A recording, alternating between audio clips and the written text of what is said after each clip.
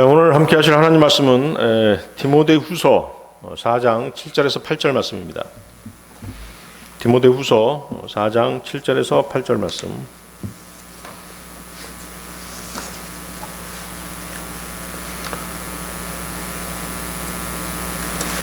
디모데후서 4장 7절에서 8절 말씀 찾으셨으면 제가 받들어 읽겠습니다. 내가 선한 싸움을 싸우고 나의 달려갈 길을 끝마치고 믿음을 지켰으므로 이후로는 나를 위해 의의 왕관이 예비되어 있나니 주 곧 의로우신 심판자께서 그날에 그것을 내게 주실 것이요 내게만 아니라 그분의 나타나심을 사랑하는 모든 자들에게도 주시리라.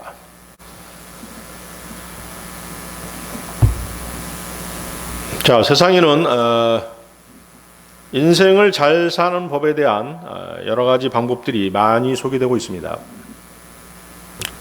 여러분들은 그런 책자라든가 그런 영상들을 한 번쯤은 접해 보셨을 것입니다.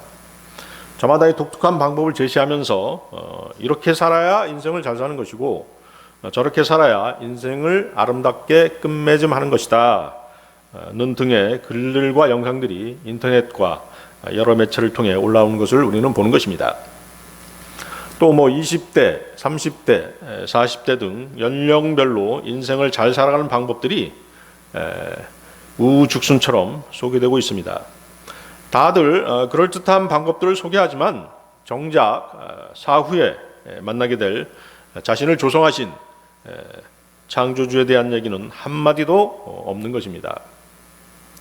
단지 한 세상, 제한된 시간 속에서 후회 없이 잘 살자는 것인데 그들의 삶은 단지 죽음을 향해 달려갈 뿐이고 자신들의 생의 모든 것을 심판하시는 분이 계시다는 것을 부인하고 사는 사람들의 완곡한 주장에 불과한 것입니다.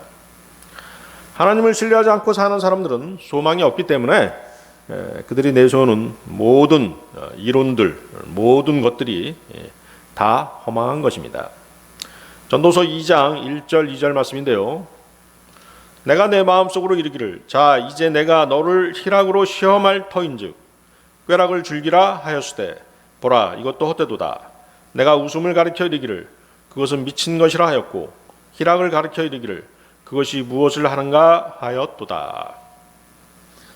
이 말은 인생의 모든 것을 시험해봤던 지구상에서 가장 지혜로웠던 왕 솔로몬의 말입니다. 그는 슬픔을 시험해 본 후에 꾀락에 도전했는데 그건 역시 허무하다고 결론을 내리고 있습니다. 꾀락에는 여러분이 알고 있는 순수한 웃음과 미소 짓게 하는 그런 것들만 있는 것은 아닙니다. 성경에는 죄의 꾀락이라는 것이 있습니다.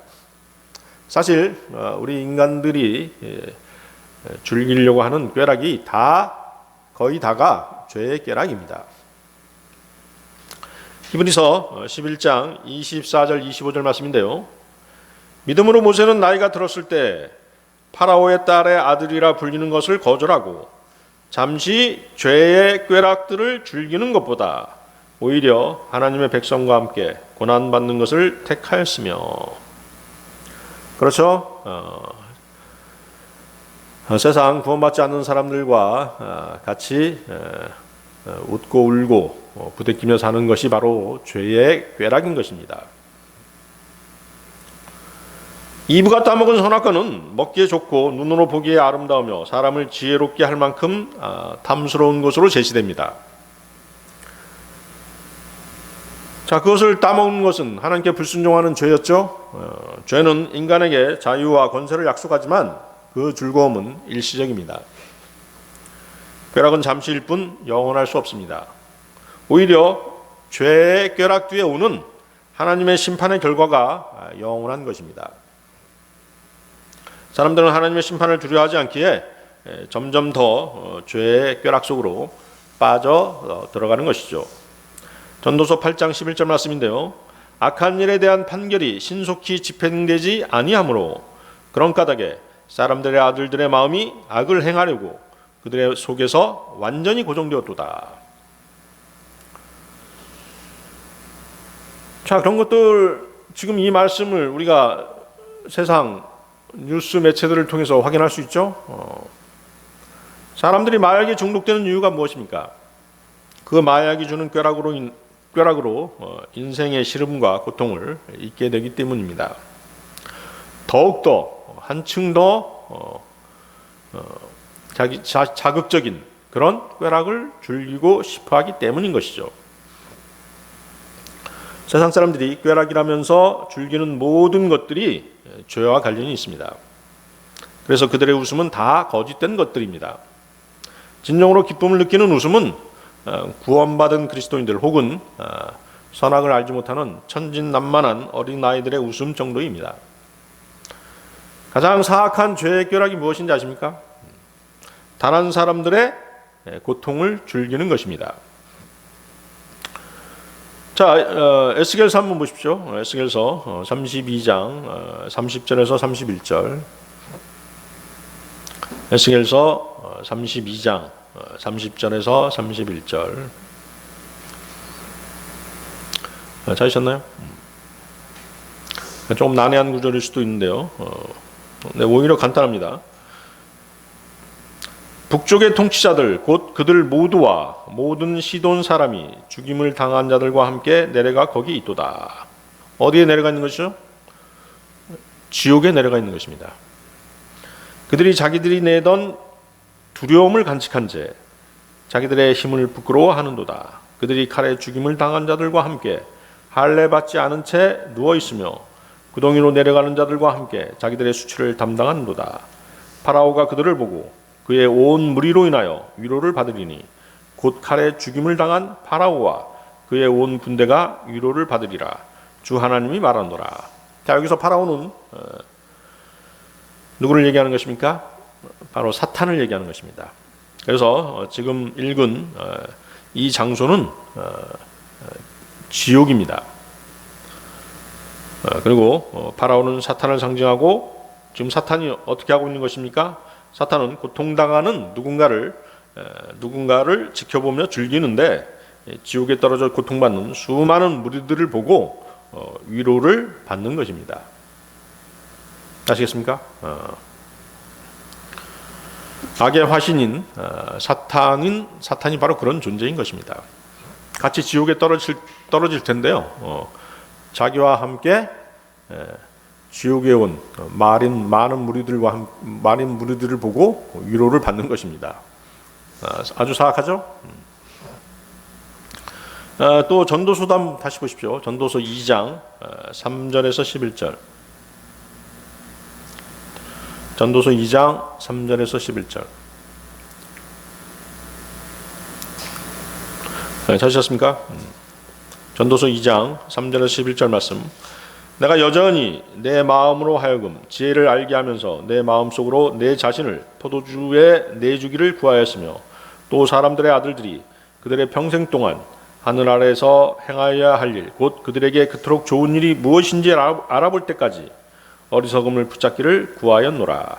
내가 나를 위하여 큰 일들을 벌였나니 곧 내가 나를 위하여 집들을 짓고 나를 위하여 포도원들을 세웠으며 나를 위하여 정원들과 과수원들을 만들어 그 안에 온갖 열매 맺는 나무들을 심었고 나를 위하여 물 연못들을 만들어 그것들로 나무를 내는 숲에 물을 주게 하였으며 나를 위하여 남종들과 여종들을 구하였고 내 집에서 종들이 태어나게 하였으며 또한 내가 나보다 먼저 예루살렘에 있던 모든 사람들보다 크고 작은 과축들을 더 많이 소유하였고 또 나를 위하여 은과 금과 왕들이 소유한 특이한 보물과 여러 지방의 특이한 보물을 모았으며 나를 위하여 노래하는 남자들과 노래하는 여자들을 두었고 또 악기와 같이 사람들의 아들들이 기뻐하는 것과 온갖 종류의 기뻐하는 것을 두었노라.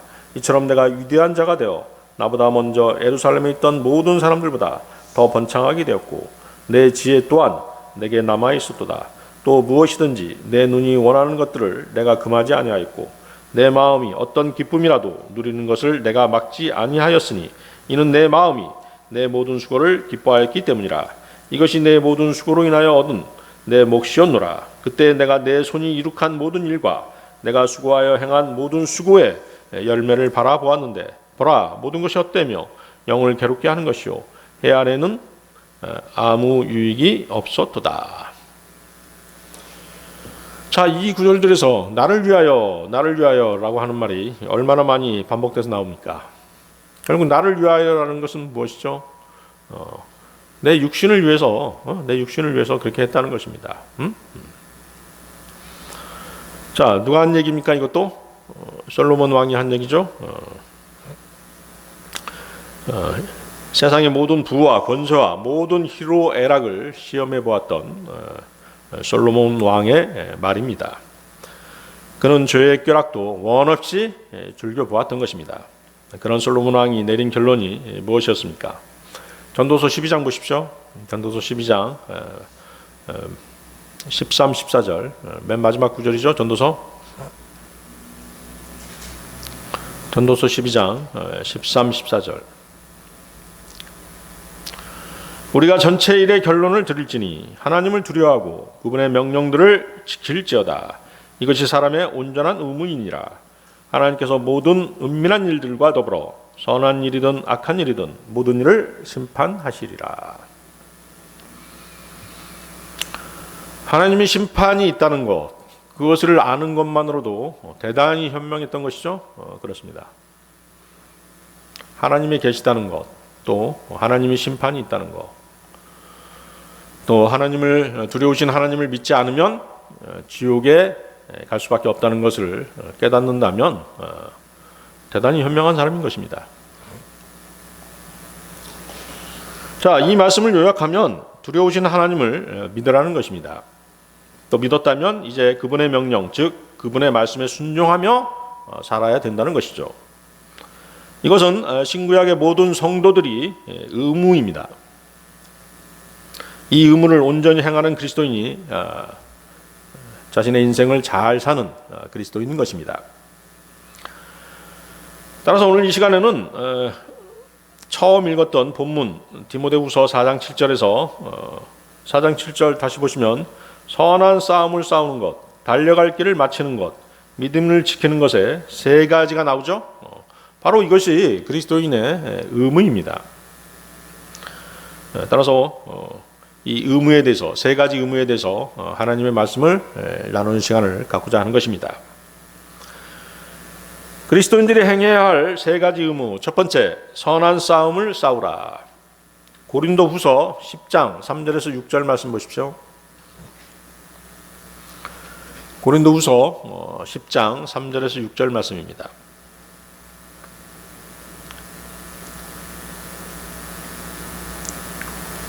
고린도후서 10장 3절에서 6절 말씀. 비록 우리가 육신 안에서 거르나 육신을 따라 싸우지 아니하노니 우리의 전쟁 무기는 육신에 속하지 아니하고 하나님을 통해 강력하여 강한 요새들도 무너뜨리느니라. 우리는 상상하는 것과 또 하나님을 아는 것을 대적하여 스스로를 높이는 모든 높은 것을 무너뜨리고 모든 생각을 사로잡아 그리스도께 순종하게 하며 너희의 순종이 이루어질 때 모든 불순종을 응징하려고 준비되어 있노라. 자, 모든 그리스도인은 주님의 군사죠.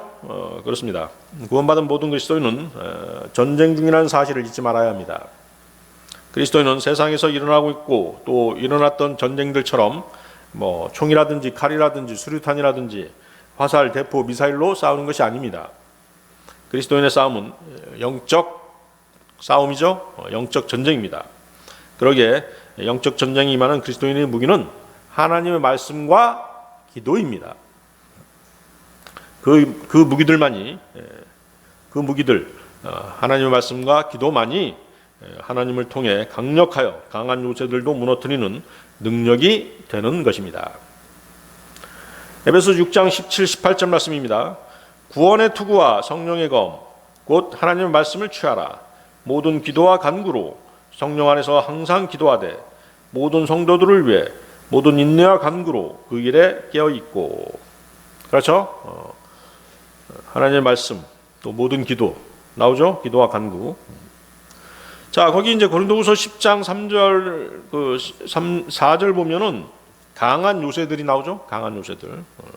강한 요새들은 우리가 영적 전쟁을 하는 것이기 때문에 뭐 눈에 보이는 성이나 요새, 포병, 진지, 뭐 그런 방공기지 그런 것은 아니겠죠? 그것들은 본문 5절을 보십시오. 5절에 보면 상상하는 것이 나옵니다. 강한 요새들, 상상하는 것, 이미지네이션. 그렇죠? 또 강한 요새들 또 하나 뭐 있죠? 하나님을 아는 것을 대적하여 스스로를 높이는 모든 높은 것들. 이 두 가지가 바로 강한 요새들입니다. 자, 상상하는 것. 여러분은 여러분의 상상 속에 가득한 불결한 것들을 제거해야만 합니다. 자, 상상이란 말을 또 한번 상상해 보세요. 여러분들, 여러분의 상상 속에 무엇이 들어있어요? 아름다운 꿈? 아름다운 소망? 그런 것만 들어있나요? 그렇지 않죠. 아주 불결한 것, 나쁜 생각, 그죠? 음탕한 생각, 허황된 생각, 이런 것들로 가득 차 있는 것입니다. 그러한 불결한 것들을 제거해야 된다는 것이죠. 그것이 성경에서 말씀하시는 강한 요새들 중에 하나입니다. 하나님께서는 내가 거룩하니 너희도 거룩하라고 하셨기 때문에 우리는 그 상상 속에 있는 거짓되고 허황되고 불결한 것들을 제거해야 되는 것입니다. 자, 그러면 상상 속에 가득한 불결한 것들을 제거할 수 있는 것은 무엇이겠습니까? 하나님의 말씀이겠죠? 그렇습니다. 요한복음 15장 3절은 이제 너희는 내가 너희에게 일러준 말로 깨끗하게 되었으니 라고 하시고, 요한복음 17장 17절은 아버지의 진리로 그들을 거룩히 구별하옵소서, 아버지의 말씀은 진리니이다 라고 하시며, 또 시편 119편 9절은 청년이 무엇으로 자기 길을 깨끗하게 하리이까, 주의 말씀에 따라 자기 길을 조심함으로 하리이다 라고 말씀하시기 때문에 우리는 말씀으로 강한 요새들을 쳐 부수는 것입니다. 자, 거룩하다라고 하는 것은 성별하고 관계가 있죠? 분리되는 것입니다. 불결한 것들로부터 우리는 분리되어야 되는 것이죠. 자, 본문의 또 다른 강한 요새들 중 하나, 하나님을 아는 것을 대적하여 스스로를 높이는 모든 높은 것들. 자, 이 세상에서 만들어진 것 중에서 진리를 알지 못하도록 막는 것이 있다면 그것 또한 강한 요새들 중에 하나인 것입니다. 강한 요새들은 진리를 대적하는 세상 학문과 철학, 모든 이론 외에도 실제적으로 마귀가 어떤 사람 안에 요새를 구축해 놓는 것과도 관련이 있습니다. 구원받지 않은 사람은 물론이거니와 구원받았다고 하더라도 오랫동안 이단교에서 뭐 방언 기도를 했다든가 신유은사 그런 것들, 또 성경에서 허용하지 않은 이상한 교리들에 심취해 있었고 무속신앙들에서 행하는 접신을 했던 그런 사람들은 마귀가 그 사람 안에 강한 요새를 구축해 놓을 수 있는 것입니다. 이것은 마귀가 언제든지 그 사람을 통제할 수 있는 진지를 구축해 놓았다는 뜻입니다. 그런 사람들은 쓴 뿌리가 생기는 순간 반드시 마귀에게 이용당할 가능성이 아주 높은 것입니다. 마귀의 강한 요새를 쳐부수는 방법은 오직 기도와 하나님의 말씀뿐인 것입니다. 자, 그 강한 요새들을 무너뜨린 뒤에 우리가 해야 할 일은 모든 생각을 사로잡아 그리스도께 순종케 하는 것입니다. 그 일은, 자, 모든 생각을 사로잡아 그리스도께 순종케 하려면 어떻게 해야 됩니까? 죄 없는 삶을 살아야 되겠죠? 그렇습니다. 조금은 이상적이라고 이렇게 여겨질지 모르지만 우리는 끊임없이 죄 없는 삶을 추구해야 합니다. 만약 여러분이 끊임없이 기도하고 또 모든 말씀에 철저히 순종하고 모든 것을 하나님께 맡길 수 있다면 그것이 죄 없는 상태를 유지하는 것입니다. 우리들은 여전히 죄를 짓고 여전히 옛 성품을 지니고 있지만 기도와 말씀으로 죄를 이기고 승리하는 삶을 살아야 되는 것입니다. 그것만이 우리가 할 수 있는 죄 없는 상태를 유지하는 방법입니다. 갈라디아서 5장 16절 말씀에는 성령 안에서 걸어라, 그리하면 너희가 육신의 욕심을 이루지 아니하리라고 말씀하십니다. 그리스도인들에게는 두 개의 대립하는 성품이 있다고 말씀드렸죠. 하나는 옛사람 아담의 성품입니다. 다른 하나는 새 사람으로 우리 안에 거하시는 그리스도의 성품입니다. 옛사람 아담의 성품은 육신을 통해 나타납니다. 그래서 우리 육신 안에는 선한 것이 없습니다. 여러분들의 그래서 육신을 스스로 높이지 말아야 되는 것이죠. 과신하지 말아야 된다는 것이죠. 육신 안에는 선한 것이 없어요. 반대로 새 사람이신 그리스도의 성품은 성령님을 통해서 나타나는 것입니다. 이해하시겠습니까? 옛사람 아담의 성품은 육신을 통해 나타나고 새 사람 그리스도의 성품은 성령님을 통해서 나타난다는 사실을 기억하시기 바랍니다. 그리스도인은 육신 때문에 성령님께서 원하시는 것을 하지 못하도록 방해를 받습니다. 육신의 욕심은 정욕을 의미합니다. 성령님께서는 육신이 행하고자 하는 것을 아주 싫어하십니다. 그러나 육신은 성령님께서 가증스러워 하는 것들을 매우 원하는 것이죠. 그래서 여러분은 매번 선택의 순간에 성령님이 지시하시는 말씀에 순종할 수 있어야 합니다. 그래야지 승리의 삶을 사는 것입니다. 그 올바른 선택을 하기 위해 필요한 것이 바로 기도입니다. 잠언 16장 3절 말씀에 내 일들을 주께 맡기라. 그리하면 내가 생각하는 것들이 굳게 세워지리라. 자, 이 말씀은 뭐냐면 육신을 쳐서 말씀에 복종시키기 위해서는 박약한 의지만으로는 실패할 수밖에 없습니다. 바로 무릎을 꿇고 주님의 말씀에 순종할 수 있게 하시고 이 유혹에서 벗어날 수 있도록 도와주시옵소서라고 기도함으로써 주님께 모든 것을 맡겨 드려야 한다는 것입니다. 여러분이 주님을 위해 살고자 한다면 진리의 말씀으로 그릇된 생각들과 육신의 정욕과 맞서 싸워야 합니다. 다른 방도는 없습니다. 기도를 하지 않거나 성경 말씀을 알고도 그것을 행하지 않는다면 어떤 그리스도인도 승리의 삶을 살 수 없는 것입니다. 구원받은 그리스도인은 하나님을 사랑하고 지체들을 사랑하며 하나님의 일들을 생각하고 하나님을 기쁘시게 하고 하나님께 영광 돌리는 일들만을 하고 싶어야 합니다. 그러나 육신은 그러한 여러분의 혼을 방해하는 것입니다. 예를 들어서 성경을 좀 읽고자 하더라도 어때요? 계속 성령 충만하지 않으면은 말씀에서 멀어질 수밖에 없는 것이에요. 그렇죠? 그래서 여러분들은 기도하셔야 됩니다. 성령 충만케 해 주시도록 기도하시고 말씀을 또 깨닫게 해 주시도록 기도해야 되는 것입니다. 말씀이 또 깨달아지면 어떻습니까? 그 말씀이 꿀보다 달겠죠? 그렇습니다. 그러면 계속 말씀을 가까이 하고 싶어하는 마음이 생기는 것입니다. 자, 육신의 정욕은 반면에 어때요? 육신의 정욕은 혼이 하고자 하는 일들을 언제나 가로막습니다. 성경은 죄를 죽을 몸 안에서 군림하는 몸의 정욕이라고 규정하고 계시지 않습니까? 이러한 육신의 정욕을 멀리하지 않는 것은 죄에게 순종하는 꼴이 되고 마는 것입니다. 여러분이 죄에게 굴복하면 자신을 불의의 도구로 죄에게 내어주게 되는 그런 결과를 초래하게 되는 것입니다. 그리스도인은 죽은 자들로부터 살아난 사람답게 자신을 의의 도구로 하나님께 내어드릴 수 있어야만 합니다. 의의 도구로 쓰임받는 것 중 하나가 무엇이겠습니까? 복음의 믿음을 위해 싸우는 것이죠. 복음의 믿음을 위해 싸우는 것입니다. 빌립보서 1장 27절 말씀인데요. 오직 너희의 행실을 그리스도의 복음에 합당하게 하라. 그리하면 너희에 대한 일들 곧 내가 가서 너희를 보든지 떠나 있든지 너희가 한 영 안에 굳게 서서 복음의 믿음을 위하여 한 마음으로 함께 싸우며. 자, 복음을 증거하고자 하는 사람이 세상 사람들과 똑같은 방식으로 살아갈 수는 없겠죠? 그렇겠죠? 어느 가정, 단체, 회사에 소속되어 있든지 자신의 신분이 그리스도인임을 잊지 말아야 합니다.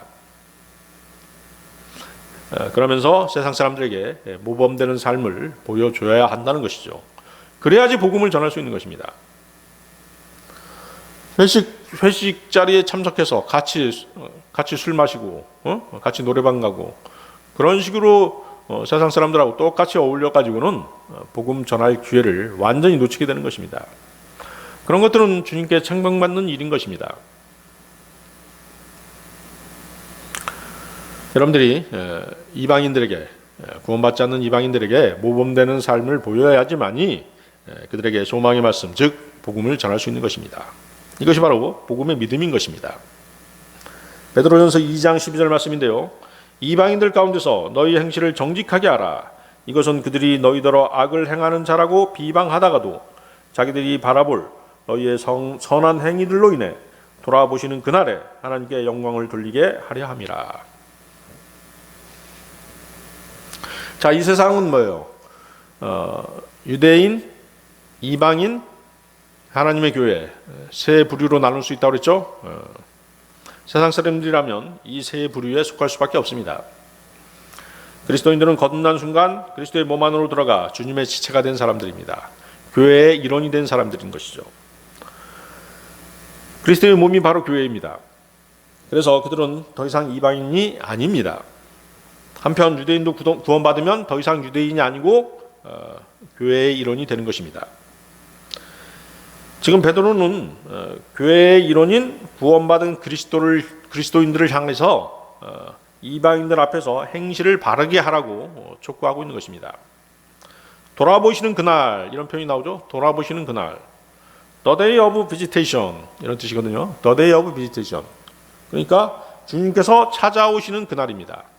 바로 재림의 날이죠. 주님께서 다시 찾아오시는 것은 사람들의 죄 문제를 해결해 주시려고 찾아오는 것이 아니죠? 그렇습니다. 초림 때는 사람들의 죄 문제를 해결해 주시려고 찾아오셨죠. 그렇지만 재림 때는 죄인들을 처리하시기 위해서 다시 오시는 것입니다. 주님께서 재림하시는 그날에는 구원받지 못한 죄인들의 죄들을 밝히 드러내시고 그들로 하여금 스스로 죄인임을 시인토록 하실 것입니다.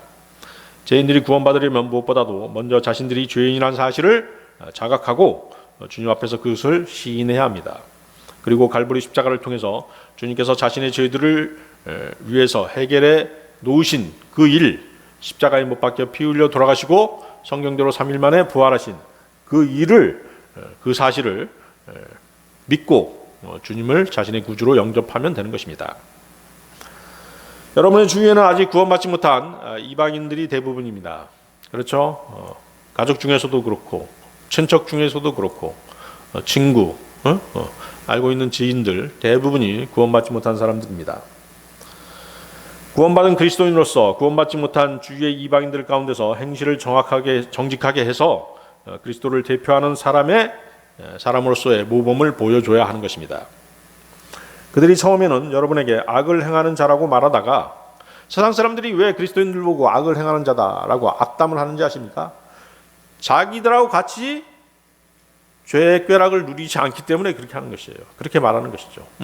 자기들하고 같이 보조를 맞춰주지 않기 때문에 그러는 것입니다. 술도 마시지 않겠다, 노래방도 같이 가지 않겠다, 그들이 즐기려고 하는 세상 것들을 거부하기 때문에 우리를 악한 사람이라고 악담을 하는 것입니다. 사실은.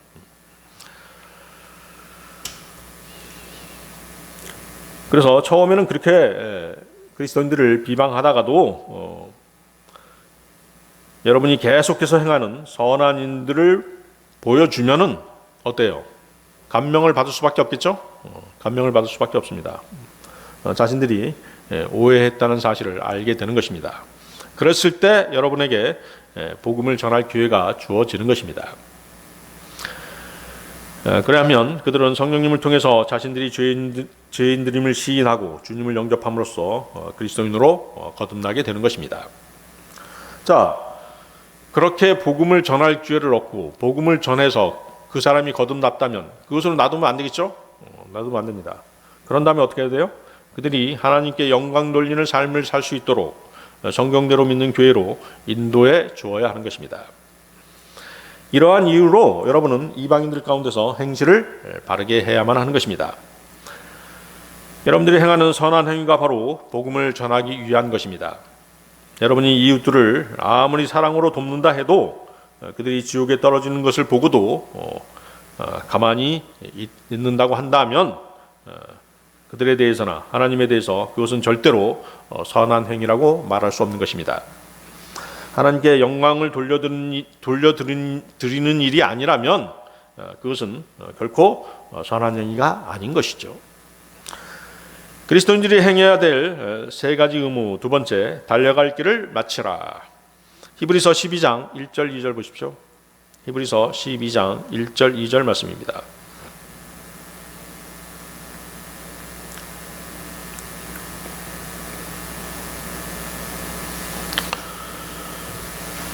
히브리서 12장 1절 2절 말씀.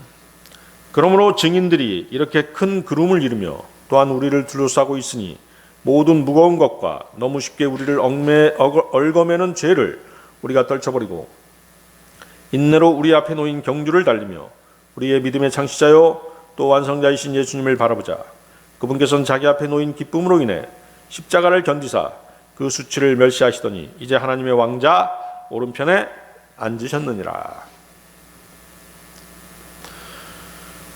자, 본문 말씀은 그리스도인들이 시련을 당할 때 견뎌야 할 인내를 다루고 있습니다. 인내는 성도들의 영적 생활에 있어서 반드시 갖춰야 할 중요한 요소 중에 하나이죠. 성경은 그리스도인의 믿음 생활과 그에 따른 영적 싸움을 경주에 비유합니다. 본문에서도 믿음을 실행하는 영적 전쟁을 경주에 비유하고 있습니다. 거기 나오죠. 거기 1절에 인내로 우리 앞에 놓인 경주를 달리며, 그렇죠? 히브리서 11장을 보면 히브리서 11장의 모든 믿음의 사람들은 인내로서 그 믿음의 싸움에서 승리했습니다. 그들이 믿음의 증거를 남기고 좋은 평판을 얻게 된 것은 믿음의 경주를 마칠 때까지 인내로 견뎠기 때문입니다. 인내라는 것은 시련과 고난에 처한 사람들이 장차 주님이 주실 보상을 바라보고 끝까지 견디는 것을 말합니다. 히브리서 10장 36절 37절 말씀인데요. 너희가 하나님의 뜻을 행한 뒤에 그 약속하신 것을 받기 위해 너희에게 인내가 필요하니라. 조금만 있으면 오실 분께서 오실 것이요 지체하지 아니하시리라. 다시 거기 히브리서 12장 1절 보십시오. 그러므로 증인들이 이렇게 큰 구름을 이루며 또한 우리를 둘러싸고 있으니 모든 무거운 것과 너무 쉽게 우리를 얽어매는 죄를 우리가 떨쳐버리고 인내로 우리 앞에 놓인 경주를 달리며.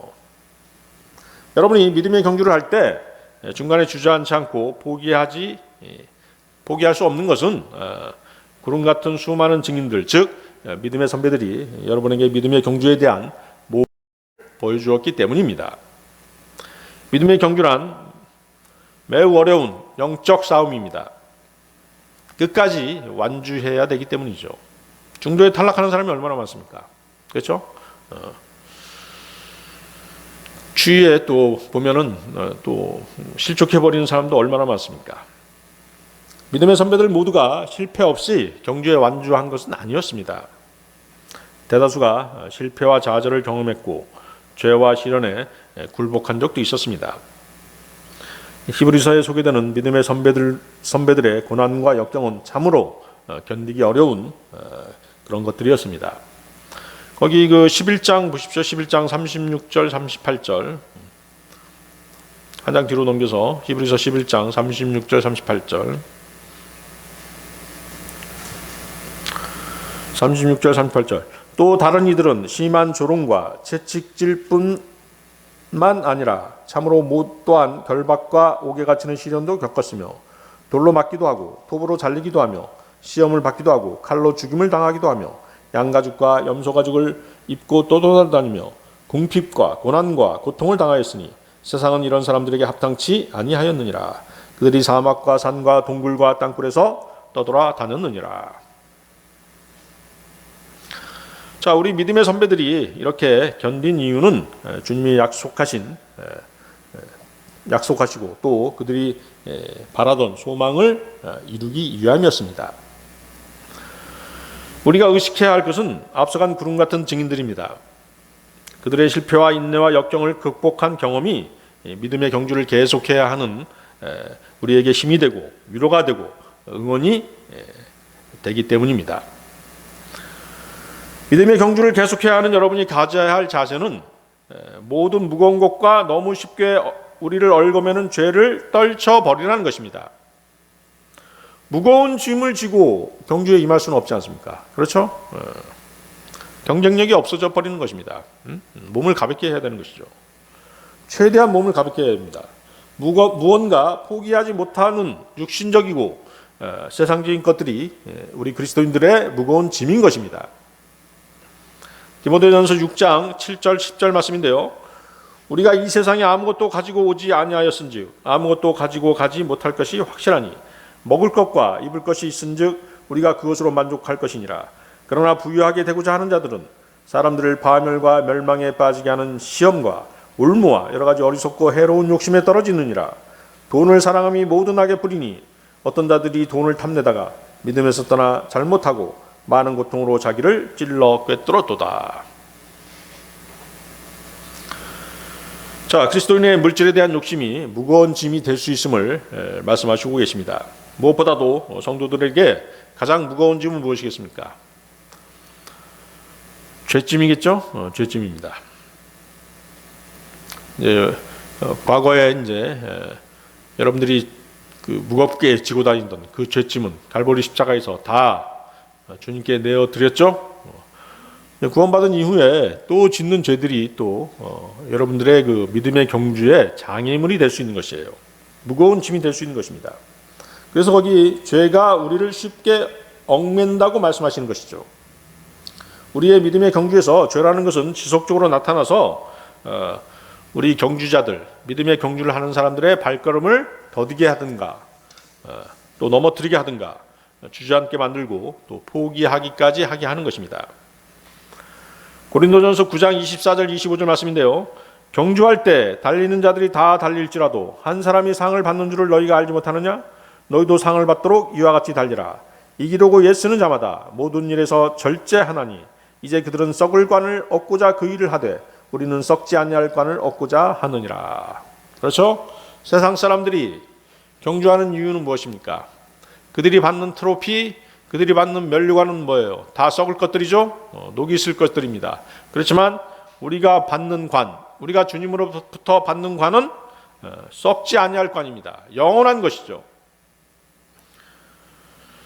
자, 본문은 뭐라고 얘기하십니까? 여러분들이 경주를 하지만 결승선을 끊는 사람은 한 사람뿐이라는 것입니다. 그 한 사람이 되기 위해서 아주 치열하게 경주에 임하라고 말씀하시는 것입니다.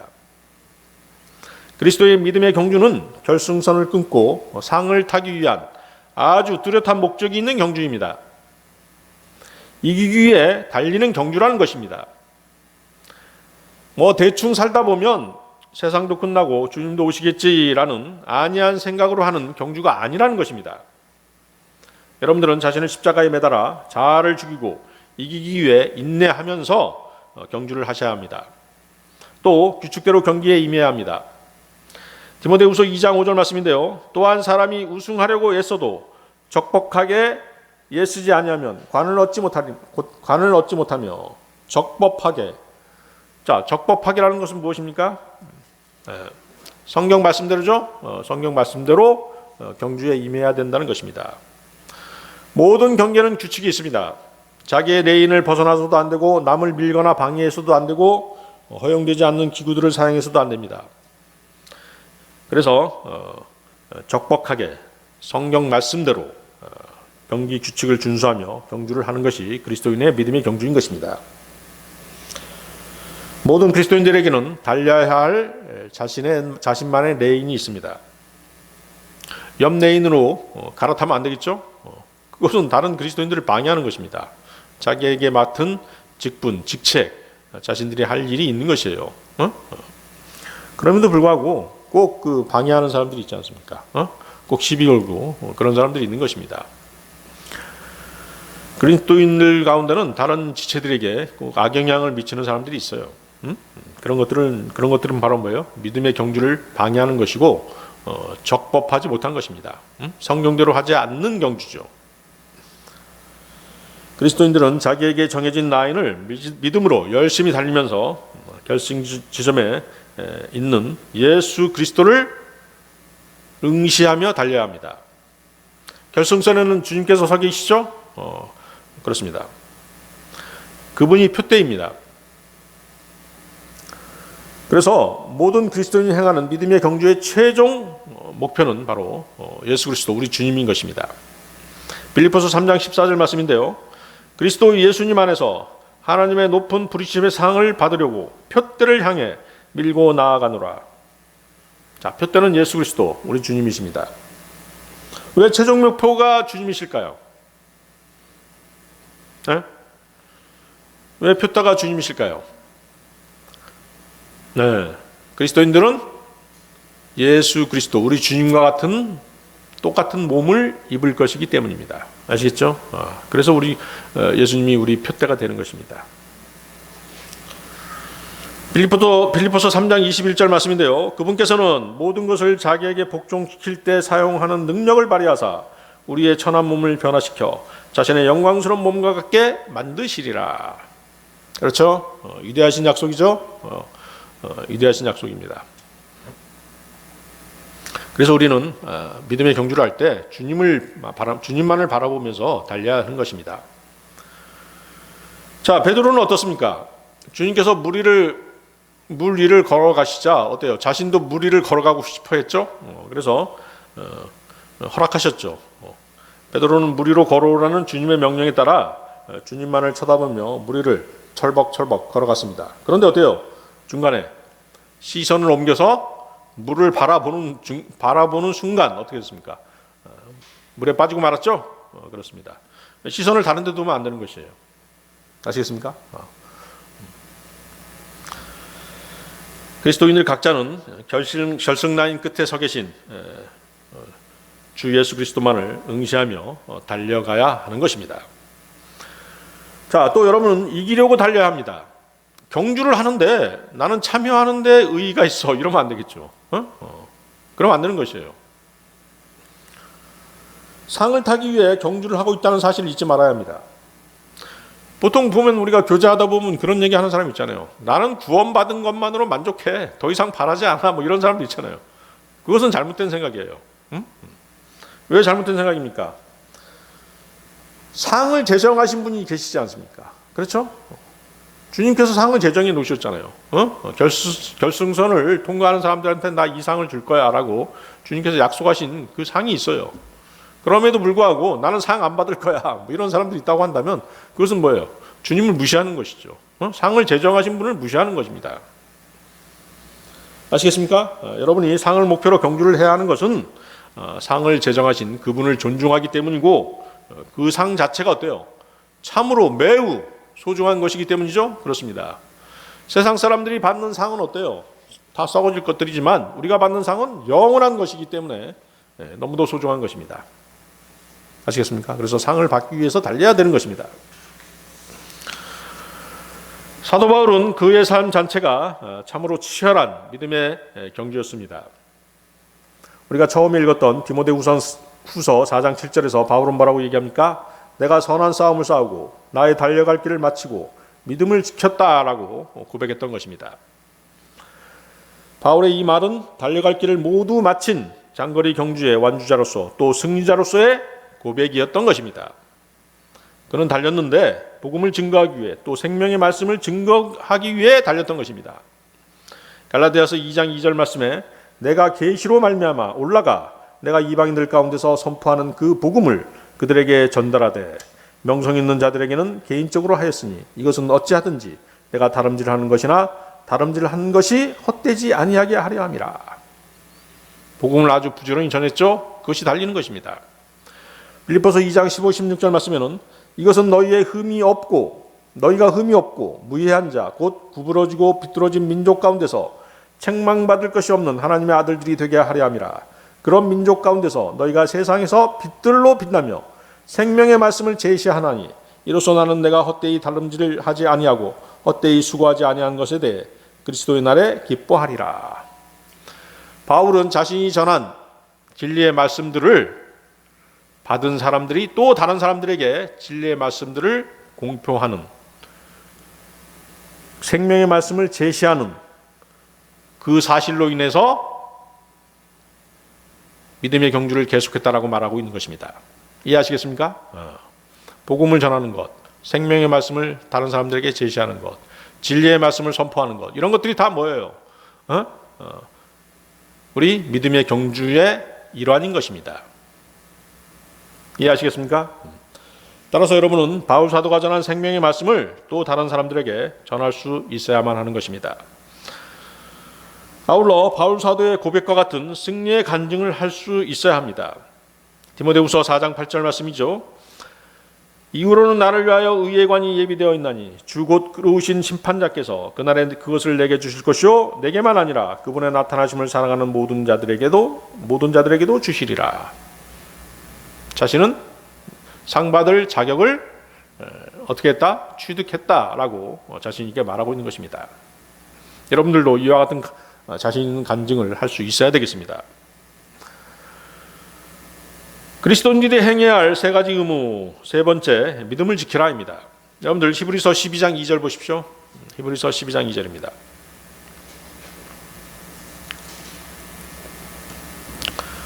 히브리서 12장 2절.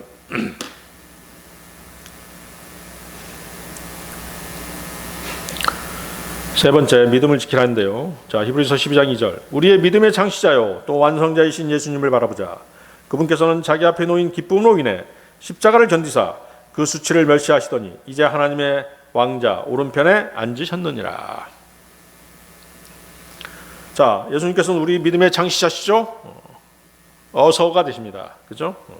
주님은 우리 믿음의 근원이시고 우리의 믿음을 만드신 분이십니다. 우리에게 믿음을 주시는 분이십니다.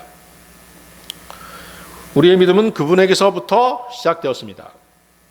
어떤 사람이 복음을 들었을 때 주님께서는 믿음도 함께 주시는 것입니다. 하나님의 말씀에는 반드시 뭐가 따라오는 것이에요? 믿음이 따라오는 것입니다.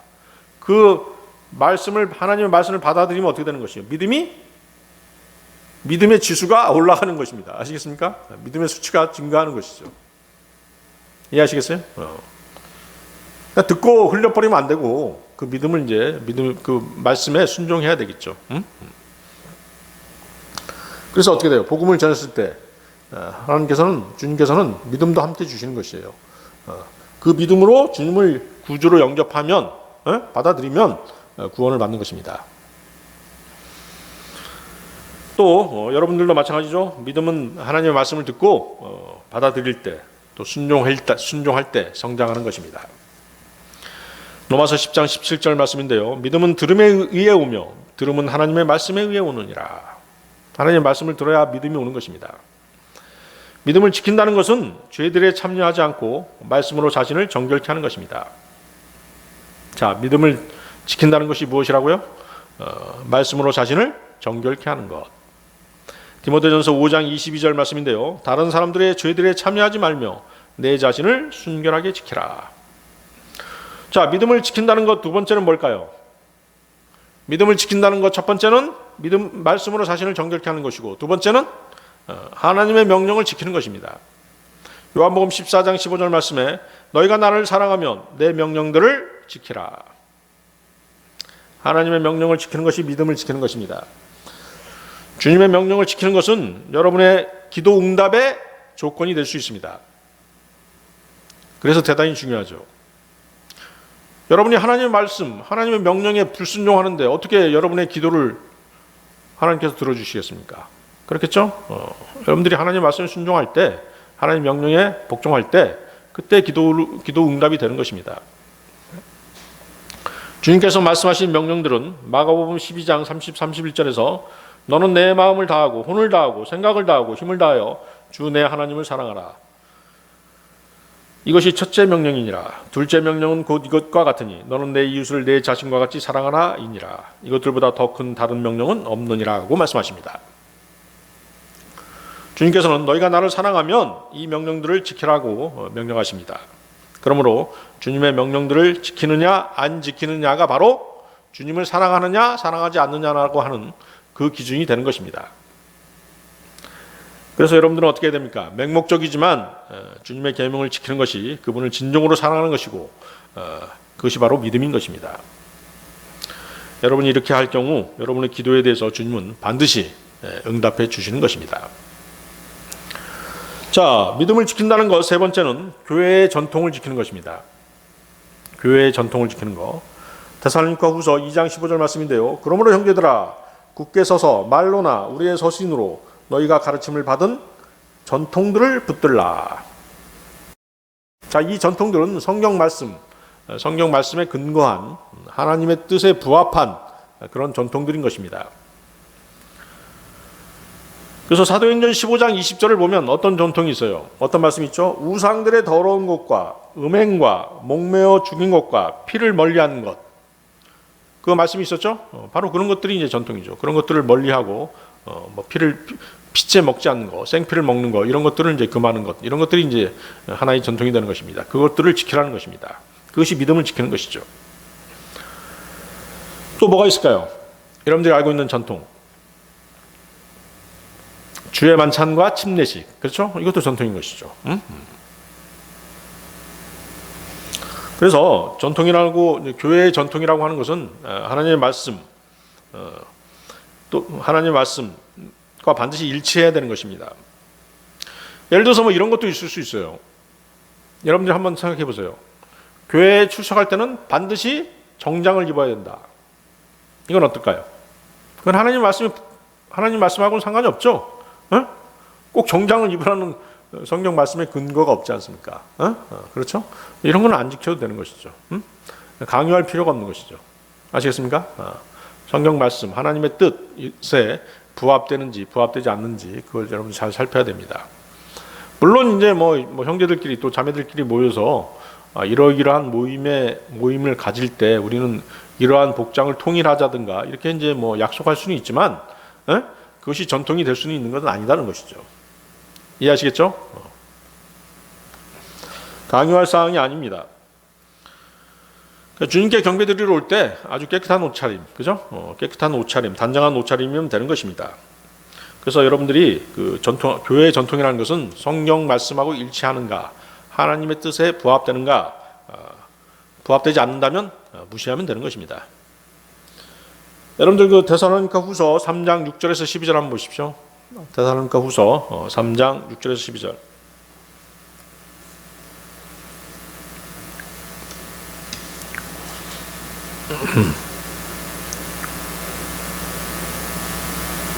왜냐하면 그 교회에서 쓸데없는 걸 막 강요하는 형제 자매들이 있거든요.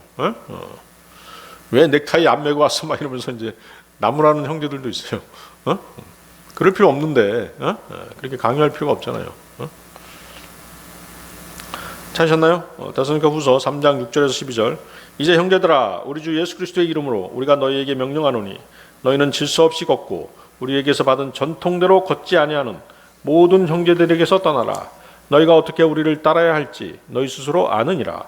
우리는 너희 가운데서 질서 없이 행하지 아니하였고 누구의 빵이든 거저 먹지 아니하였으며 너희 중에 아무에게도 폐를 끼치지 아니하려고 수고와 해산의 고통 속에서 밤낮으로 일하였나니 이것은 우리에게 권한이 없어서가 아니라 우리 자신을 너희의 본으로 만들어 우리를 따르게 하려 함이었노라. 우리가 너희와 함께 있었을 때에도 너희에게 이같이 명령하여 누구든지 일하려 하지 아니하거든 먹지도 말라고 하였노라. 우리가 들으니 너희 가운데서 질서 없이 걸으며 전혀 일하지 아니하고 참견하기만 좋아하는 자들이 더러 있다 하는도다. 이제 그러한 자들에게 우리 주 예수 그리스도를 힘입어 우리가 명령하며 권면하노니 그들은 조용히 일하고 자기 빵을 먹을지니라. 자, 지금 데살로니가인들을 향한 바울의 권면이죠. 근데 거기 이제 본문에서 말씀하시는 것처럼 어떤 전통이 있었습니까? 열심히 일하라는 것이죠. 생계를 위해서 열심히 일해라. 그것이 전통이라는 것입니다. 또 일을 하지 않으면 먹지도 말라. 그렇게 말씀하고 계신 것이죠. 일도 안 하고 게으르게 살면서 이것저것 돌아다니면서 뭐 입을 함부로 놀리는 그런 사람들 있지 않습니까? 또 쓸데없는 말을 해가지고 다른 사람 또 의심하게 하는 그런 형제 자매들도 있는 것이에요. 잘 분별해야 되는 것입니다. 그런 것들이 다 죄인 것이죠. 그래서 여러분들이 이제 이런 사실들, 이런 것들은 어떤 의미에서 그리스도인들이 해서는 안 될 행동들이라는 것을 구원받은 그리스도인의 양심으로도 알 수 있는 것들입니다. 그렇죠? 그리스도인이 당연히 열심히 일해야죠. 능력이 되는 대로 일을 해야 되는 것입니다.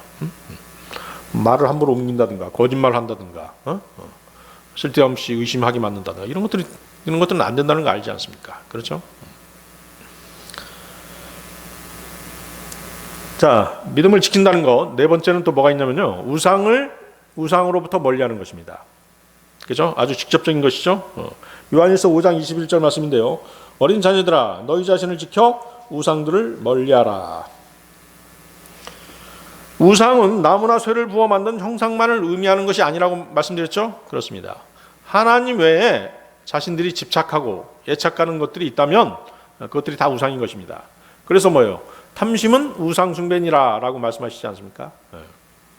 바른 성경 말씀에 이겨지는 것들을 교리로 가르치는 그런 집단들이 바로 우상 숭배하는 집단들인 것입니다. 로마 카톨릭이나 힌두교, 이슬람교, 무신론자들 그리고 이들의 사상에 동조하거나 협력하는 것이 바로 우상 숭배에 해당되는 것입니다. 바로 배도죠. 배도입니다. 세상 종교와 연합하는 것이 세상 평화를 이루는 것이고 하나님의 뜻인 것처럼 그렇게 전하는 사람들이 있는데 그들은 마귀의 계략에 속고 있는 것입니다. 앞으로 다가올 적그리스도의 세상은 카톨릭과 무슬림이 먼저 연합하게 될 것이에요. 그리고 기타의 종교들이 여기에 가세함으로써 완전한 배도 가운데 적그리스도를 맞이하는 그런 세상이 도래하게 될 것입니다. 이런 눈에 보이는 이교도들과의 연합 혹은 기독교의 탈을 쓰고 거짓 교리를 전파하는 세력들에게 동조하게 되면 반드시 어때요? 여러분의 믿음이 미끄러질 수밖에 없겠죠? 타락할 수밖에 없는 것입니다. 아시겠습니까? 그래서 믿음을 지킨다는 것은 우상들을 멀리하는 것입니다. 자, 오늘 설교의 결론입니다. 여러분들 오늘 처음 읽었던 디모데후서 4장 7절 8절 말씀 다시 보시기 바랍니다. 디모데후서 4장 7절에서 8절 말씀.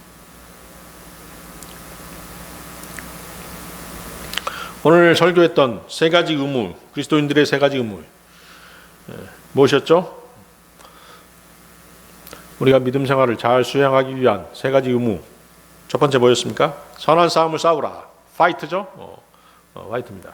두 번째, 달려갈 길을 마치라. 피니시죠? 피니시입니다. 그 다음에 세 번째는 믿음을 잘 지키라. 페이스죠? 페이스. 그래서 뭐예요? 파이트, 피니시, 페이스. 다 뭐예요? 다 F죠? 3F입니다. 3F를 꼭 기억하시기 바랍니다. 자, 8절도 보십시오. 8절. 거기 의의 관이 있죠? 의의 관. 우리가 받게 될 의의 관. 의의 관은 그리스도의 심판석에서 의인들이 받을 관입니다. 여러분들은 의인들이지 않습니까? 그렇죠? 그런가요? 그렇습니다. 주님이 다시 오시는 날을 우리는 의의 날이라고 규정할 수도 있습니다. 의로운 재판관이신 주님이 다시 오시기를 사모하는 모든 사람들은 주님께로부터 의롭다라고 인정받은 사람들입니다. 여러분들은 다 그렇게 인정받으셨죠? 그렇습니다. 이것이 전혀 의롭지 않은 우리를 주님을 믿는 믿음만으로 의롭다라고 그렇게 말씀하신 주님의 의인 것입니다. 다 같이 기도하시겠습니다.